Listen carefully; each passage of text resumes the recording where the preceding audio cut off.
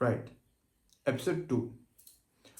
අද අපි කතා කරන්න යන්නේ notice එකක් ලියන හැටි ගැන බලන්න. මේ notice එක මේ මුලින් ඉඳන් කියලා දෙන්නේ නැහැ මේක. intermediate level එකේ ඉන්න ළමයින්ට තමයි මේක කියලා දෙන්නේ. ඒ කියන්නේ ඔයාලා හැමෝම මේ වෙද්දි දන්නවා කොහොමද notice එකක් ලියන්නේ කියලා. මූලික දැනුම තියෙනවා.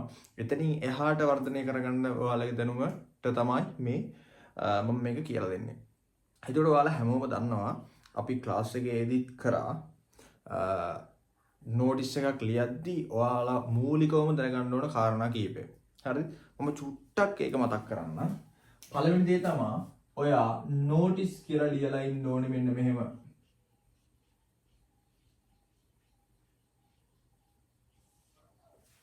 හරි? notice කියලා ලියලා ඉන්න ඕනේ. ඊට පස්සේ ඔයා දන්නවා දැන් මෙතන information කියලා එකක් තියෙනවා. මෙතන තොරතුරක් කියලා එකක් තියෙනවා. ඒ වගේම question එක describe කරලා තියෙනවා. ඔය දෙකම තියෙනවා. ඔයාලට ප්‍රශ්න මෙතනින් බලා ගන්න පුළුවන්. හරි? මෙතනදී information එක වෙනම ගන්න ඕනේ. ඒක මතක තියාගන්න. ඒ වගේම question එක describe කරන එක වෙනම අඳුර ගන්න ඕනේ. මේ ඔක්කොම තියෙන්නේ ඔයාට මේ දීලා තියෙන මේ question එක ඇතුළෙමයි. ඒ කියන්නේ ටෙස්ට් 16 එකේ දීලා තියෙනවානේ ලොකු පාර්ට් එකක් question එකක්. හරි? ඒ ඔය question එක ඇතුළෙම තමයි ඔය parts දෙක තියෙන්නේ. හරිද? අතට මේ දෙක වෙනම අඳුර ගන්න ඕනේ. ඊට පස්සේ එතනින් පල්ලෙහාට ගියාට පස්සේ includes කියලා දාලා තියෙනවා. තව දේවල් කිව්වා date වෙන්න පුළුවන්, time වෙන්න පුළුවන්, participants ලා වෙන්න පුළුවන්. එහෙම නැත්නම් purpose එක වෙන්න පුළුවන්. purpose එක කියන්නේ අරමුණ. මේවා දාලා තියෙනවා. කොහොම වුණත් දැන් ඔයාලා බලන්න ඕනේ මෙතනදී mainly question එක focus කරොත් එහෙම information එක මොකද්ද? information එකට පස්සේ question එක describe කරලා තියෙනවා. ඒක මොකද්ද කියලා. අපිට මේකෙන් වැදගත් වෙන්නේ question එක describe කරලා තියෙනවා. එකක් කියවන්න ඕනේ, එකක් උලුවට ගන්න ඕනේ. මොකද්ද මේ කියලා තියෙන්නේ කියලා. ඒ වැඩිපුරම වැදගත් වෙන්නේ මේ information එක. හරි. අපි question එක කියවලා බලමු. මොකද්ද information එක? ඊට පස්සේ කොහොමද අපි මේක ලියන්න පටන් ගන්න කියලා. හරි. පළවෙනි එක මෙන්න මෙහෙම කියනවා question එකේ. ඔයාලට බලා ගන්න පුළුවන් වෙයි. You are the secretary of the drama club of your school. ඔයා තමයි secretary. You can ලේකම් ඔයාගේ school drama club එකේ. You have planned to invite Dr. Amal Ratnayaka. ඔයා plan කරලා තියෙනවා Dr. Amal Ratnayakaට invite කරන්න. invite කරනවා කියන්නේ ආරාධනා කරනවා කියන එක. ඊට පස්සේ එයා කවුද බලමු. A lecturer of university as the chief guest to speak on drama and theatre. නාට්‍ය හා රංග කලාව ගැන කතා කරන්න to speak කවුරු විදියටද ආරාධිත අමුත්තා the chief guest විදියට මෙන්න මේ lecturer මෙයා university lecturer කෙනෙක්. ඒ කියන්නේ විශ්වවිද්‍යාල කතිකාචාර්යවරයෙක්. එයාට ආරාධනා කරනවා මෙයාගේ නම doctor Amal Ratnayake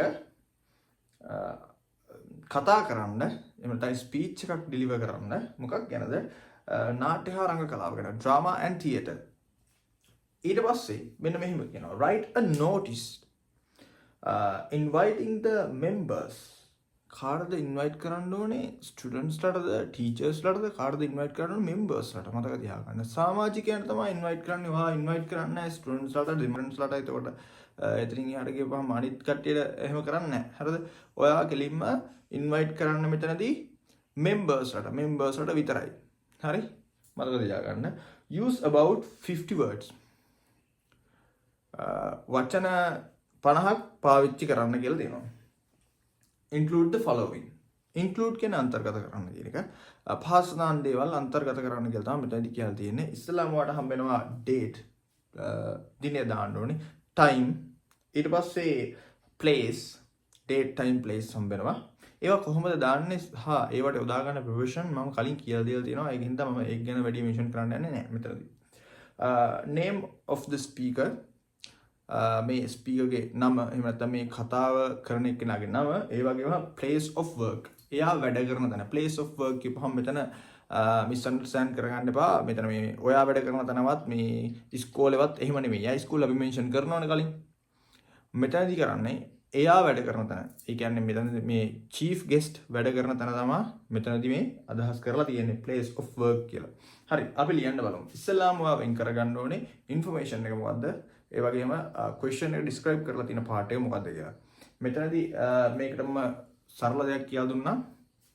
write a notice තියෙනවනේ. එතනින් උඩ ඒවා ටික information එක. එතන තමයි තොරතුරු තියෙන්නේ. ඒතර write a notice එකට පල්ලෙහායි තියෙන ඒවා ඔක්කොම write a notice කියන එකත් ඒ sentence එකත් ඇතුළුව ඒවා මේ question එකේ මම මේ question part එකේ. දැන් මේ include the following කියන තැන නෙමෙයි. හරි? write a notice කියන එකට එක ඇතුළුව පල්ලෙහායි තියෙන ඒවා question එක describe කරලා තමයි තියෙන්නේ. හරි? එතනින් උඩ තියෙන ඒ වගේ තමයි තොරතුරු තියෙන්නේ. හරි? ඒක ගන්න. ඒ ටික ගන්න. මෙන්න මෙහෙම කියනවා you are the secretary of the drama club of your school. ඒක ලියනවද? නෑ. ඒක අපිට වැදගත් මේක කන්ක්ලූඩ් කරද්දී secretary drama club කියලා දාලා sign එක ගහලා ඔයාට මේක කන්ක්ලූඩ් කරන්න පුළුවන් notice එක. හරි? ඒ අරුණාම එතන අපේ මේ writing එක start කරන්න එතන ලොකු වැදගත්කමක් නැහැ. හරි. ඊළඟට you have planned to invite Dr. Amal Ratnayaka, a lecturer of university, as the chief guest to speak on drama and theatre. දැන් පටන් ගමු ලියන්න. කොහොමද පටන් ගන්නෙ? මෙහෙම කියන්න පුළුවන්. මේක ඉතින් වෙන කවුරුත් ඕගනයිස් කරන්න දෙයක් නැහැ. හරිද? ඕගනයිස් කරලා තියෙන්නේ ඔයා නෙමෙයි. මෙතනදී you කියලා තිබ්බට you කියන්නේ සමූහයක්. හරි මතක තියාගන්න. ඒ කියන්නේ plural වෙන්න ඕනේ. මෙතනදී මේ ඩ්‍රාමා ක්ලබ් එකේ කට්ටියම තමයි මේක ඕගනයිස් කරන්නේ. ඩ්‍රාමා ක්ලබ් එකේ කට්ටිය කියලා කියන්නේ members-ලා. The members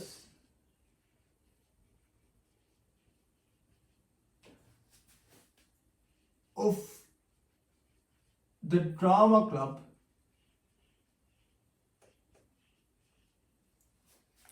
එහෙම නැත්තම් මෙහෙම ලියලා තිබුණත් හරි. නැත්තම් ඔන්න තව විදිහක් තියෙනවා. අපිට කියන්න පුළුවන් මෙන්න මෙහෙම. මේක ලියලා තිබ්බත් හරි. හරි. තව විදිහක් තමයි the drama club of කියලා දාලා the drama club of your school කියන එකට අපිට දාන්න පුළුවන්. your school කියන්නේ අපේ ස්කෝලනේ. හරි. ඕනනම් our school කියලා දාන්න පුළුවන්. ඒක එකක්. of our school. මොකද මේ notice එක ගහන්න ඉස්කෝලේ ඇතුලේ. ඒකට ප්‍රශ්නයක් නැහැ මේ ඔයා ඉස්කෝලේ නම ලියුවේ නැහැ කියලා. සමහර කට්ටිය කියනවා නම ලියන්න කියලා. ඉතින් ඉස්කෝලේ ඇතුලේ මේක කොහොමද notice එක යන්නේ? members ලාට එන්න කියලා තියෙනනේ. ඒ කියන්නේ ඉස්කෝලේ students ලාට නෙමෙයි members ලාටමයි එන්න කියලා තියෙන්නේ. ඒ කියන්නේ members අනිවාර්යෙන් ඉස්කෝලේ ඇතුලේ ඉන්න ඕනේ. our school කියවම එයාලා ඒ කියන්නේ our school කියලා කිව්වේ කෙලින්ම අපේ ඉස්කෝලේ යන්නේ. හරිද? අපි දාන්න ඕන විතර our school කියලා. your school කියන්නේ කන්වර්ට් කරා අපේ පැත්තට හරවගත්තා our school. දාමු our school. our school මොකද කරලා තියෙන්නේ? බලමු. our school කියලා කියන්නේ මෙතන drama club කියලා කියන්නේ එකයිනේ. එතකොට දානවා has. මොකද කරලා තියෙන්නේ?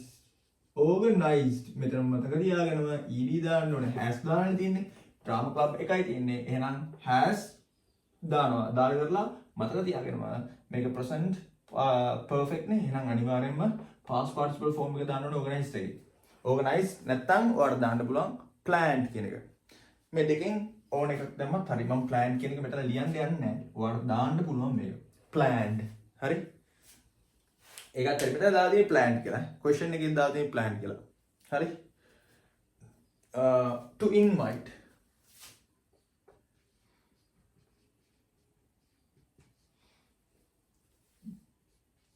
Dr. Amal කවුද අමල්? පෙරේරා නෙමෙයි රත්නායකනේ.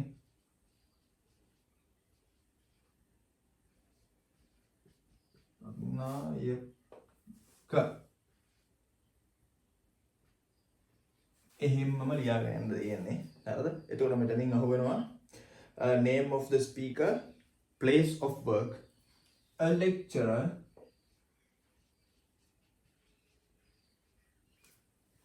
of අපිට මෙතනදී නිකම්ම යුනිවර්සිටි එකක් නැතුව අපි දාමු ගවර්න්මන්ට් යුනිවර්සිටි එකක් ස්ටේට් යුනිවර්සිටි එකක් දාමු අපි අපිට දාන්න පුළුවන් university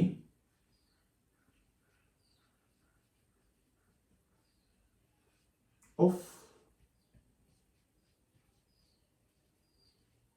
Kelaniya as the chief guest කවුරු විදිහටද chief guest එහෙම නැත්නම් ප්‍රධාන ආරාධිත අමුත්තා විදිහට chief guest ප්‍රධාන මොකේද බලන්න chief guest වෙන to speak on drama and theatre to speak on drama and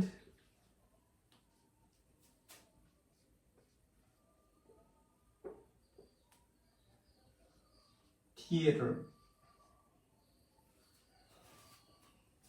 full stop ඔන්න අපි information එක ලියාගත්තා හරි The drama club of our school has organized to invite Dr. Amal Ratnayaka, a lecturer of University of Kelaniya, as the chief guest to speak on drama and theatre.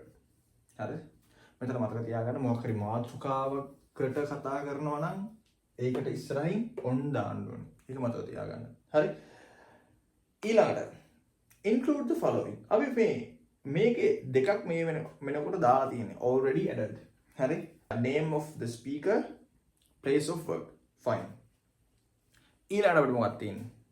ඊළඟට අපිට තියෙනවා date, time, place. එහෙම නැත්නම් venue කියලා මේකට කියනවා. හරිද? venue આવොත් එම කලබල වෙන්න එපා. එතනදී place ම තමයි venue කියලා කියන්නේ. හරිද?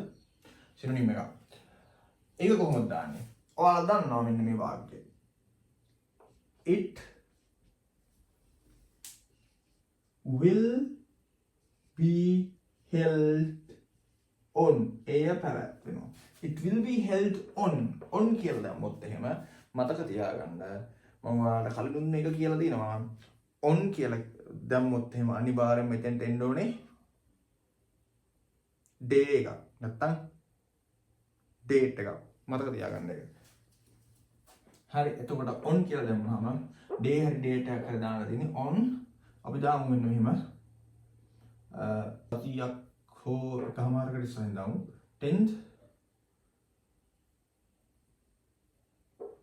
10th of January කියලා දාමු January 2026 නේ 2026 ඊට පස්සේ අපිට දාන්න තියෙනවා time එක කොහොමද දාන්නේ from කියලා දාමු කාල පරාසයන්නේ දැන් යන්නේ from 9:30 am to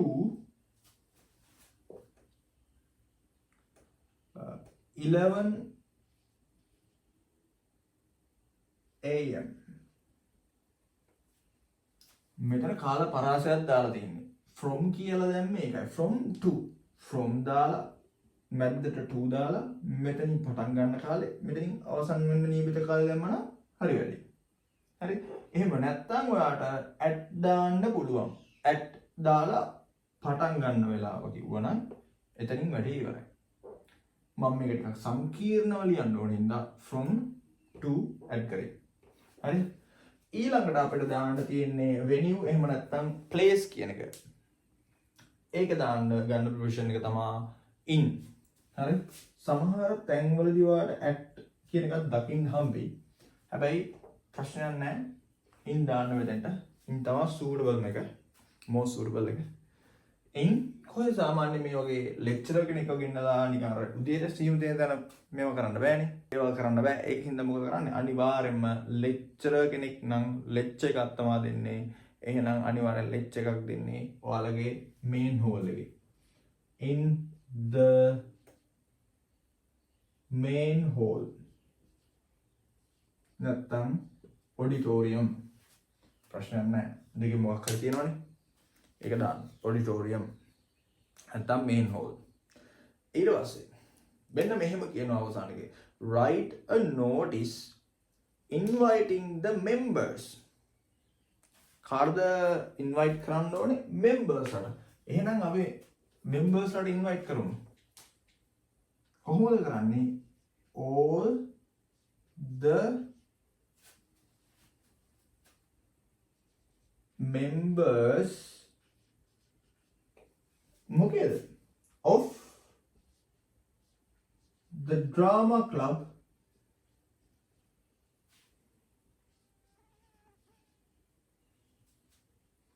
are invited. All the members of the drama club are invited. හරි ඔන්න සියලුම members ලට ආරාධනා කරලා තියෙනවා මොකේද drama club එකේ members ලට මෙන්න මේකට සහභාගී වෙන්න කියලා. මෙතනින් දානවා ඊට පස්සේ මොකද මෙන්න මෙතනින් දානවා අද දිනේ. හරි දාමු. මේක ඉංග්‍රීසි විදිහට දාන්නේ. හරි. එතකොට day month year එහෙම එන්නේ. අනිත් විදිහට දාන්න එපා. මේ පැත්තෙන් කවුද මේක ලියන්නේ කියලා දාන්න ඕනේ. සහ එයා අයත් කරන ඕගනයිසේෂන් එක දාන්න ඕනේ. ඔයාලට පුළුවන් මෙන්න මෙහෙම සිග්නේචර් එකක් දාන්න. මේක necessary නෑ. හැබැයි මෙන්න මේක නම් necessary ඊට පල්ලෙහෙන් දාන එක. කවුද ඔයා? ඔයාගේ පොසිෂන් එක මොකද්ද? secretary. come on දෙන්න. ඔයා මොන ඕගනයිසේෂන් එකකටද අයිති? ඔයා මොන ඕගනයිසේෂන් එකකටද අයිති? drama club. ඔන්න ඔහොම දැම්මා. ඔතනින් වැඩේ ඉවරයි. හරි. මං හිතනවා ඔයාට මේක පැහැදිලි වෙන්නද කියලා. හරිද? අඩුපාඩු තිබ්බනම් හදාගන්නද කියලා. ඔයාලා ඔක්කොටම නෝටිස් ලියන්න පුළුවන් කියලා දන්නවා. හැබැයි සමහර පොඩි තැන්වල අඩුපාඩු තියෙනවා. ඒවා මග අරා ගන්න තමයි මම මේ වීඩියෝ කරන්නේ. හරි. එහෙනම් අදට එච්චරයි. ආයෙ දවසක හම්බෙමු.